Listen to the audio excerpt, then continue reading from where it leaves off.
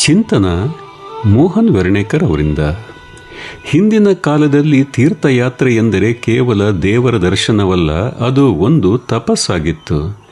ಅದು ಆತ್ಮಶುದ್ಧಿಗಾಗಿ ಹೋಗಿ ಬರುವ ಆಧ್ಯಾತ್ಮಿಕ ಪಯಣವಾಗಿತ್ತು. ಯಾತ್ರೆ ಮುಗಿಸಿ ಬಂದವರು ಹೊಸ ಮನುಷ್ಯರಾಗಿರುತ್ತಿದ್ದರು. ಇದಕ್ಕಾಗಿಯೇ ಹಣವನ್ನು ಕೂಡಿಟ್ಟು ಕುಟುಂಬ ಸಮೇತ ತೀರ್ಥಯಾತ್ರೆಯನ್ನು ಶ್ರದ್ಧಾ ಭಕ್ತಿಯಿಂದ ಮಾಡಿ ಬರುತ್ತಿದ್ದರು. ಆದರೆ ಇಂದು ಪರಿಸ್ಥಿತಿ ಬಹಳಷ್ಟು ಬದಲಾಗಿದೆ. 5-6 ದಿನಗಳಲ್ಲೇ ಎಲ್ಲೆಡೆ ಆರಾಮವಾಗಿ ಹೋಗಿ ಬರಬಹುದು.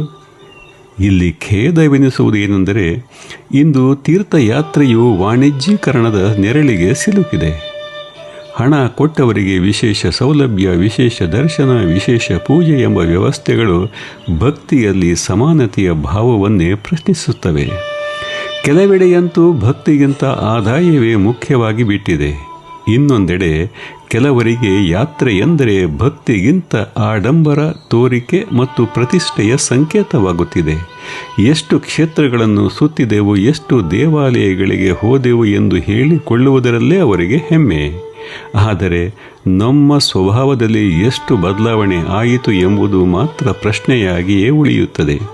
ಅಷ್ಟಕ್ಕೂ ಕೆಲವೆಡೆಯಂತೂ ದೇವರ ದರ್ಶನವಾಗುವುದು ಕೆಲವೇ ಸೆಕೆಂಡುಗಳು ಮಾತ್ರ. ಅಲ್ಲಿಯ ಸಿಬ್ಬಂದಿಯವರು ಮುಲಾಜಿಲ್ಲದೆ ಮುಂದೆ ತಳ್ಳುತ್ತಾರೆ.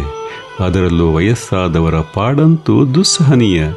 ವೃದ್ಧಾಪ್ಯದಲ್ಲಿ ದೇಹಕ್ಕೆ ಅತಿಯಾದ ಶ್ರಮ ಕೊಟ್ಟು ಜನಜಂಗುಳಿ, ಅವ್ಯವಸ್ಥೆ ಮತ್ತು ಬದ್ಧತೆಯ ಕೊರತೆಯ ನಡುವೆ ಯಾತ್ರೆ ಮಾಡುವುದಕ್ಕಿಂತ ಮನೆಯಲ್ಲಿಯೇ ಶಾಂತವಾಗಿ ದೇವರ ಆರಾಧನೆ, ನಾಮಸ್ಮರಣೆ, ಧ್ಯಾನ ಮತ್ತು ಸೇವಾ ಭಾವದಿಂದ ಬದುಕುವುದು ಹೆಚ್ಚು ಸಾರ್ಥಕವಾಗಬಹುದೇನೋ. ತೀರ್ಥಕ್ಷೇತ್ರಕ್ಕೆ ಹೋಗುವುದೇ ಭಕ್ತಿಯಲ್ಲ, ತೀರ್ಥದಂತೆ ಮನಸ್ಸನ್ನು ಪವಿತ್ರಗೊಳಿಸಿಕೊಳ್ಳುವುದೇ ನಿಜವಾದ ತೀರ್ಥಯಾತ್ರೆ ಎಂದೇಕೆ ನಾವು ಭಾವಿಸಬಾರದು? ದೇವರೇ ನಮ್ಮ ಹೃದಯದಲ್ಲಿರುವಾಗ, ಭಕ್ತಿಯೇ ನಮ್ಮನ್ನು ದೇವರ ಬಳಿಗೆ ಕರೆದೊಯ್ಯುವಾಗ, ಸಾವಿರಾರು ಕಿಲೋಮೀಟರ್ ಪ್ರಯಾಣವೇ ಭಕ್ತಿಯ ಏಕೈಕ ಮಾರ್ಗವಾಗಬೇಕೆಂದಿಲ್ಲ. ಅದರಲ್ಲೂ ವೃದ್ಧಾಪ್ಯದಲ್ಲಿ ಆರೋಗ್ಯವನ್ನು ಕಾಪಾಡಿಕೊಳ್ಳುವುದು ದೇವರು ಕೊಟ್ಟ ದೇಹಕ್ಕೆ ನಾವು ತೋರಿಸುವ ಗೌರವವೇ ಆಗಿದೆ.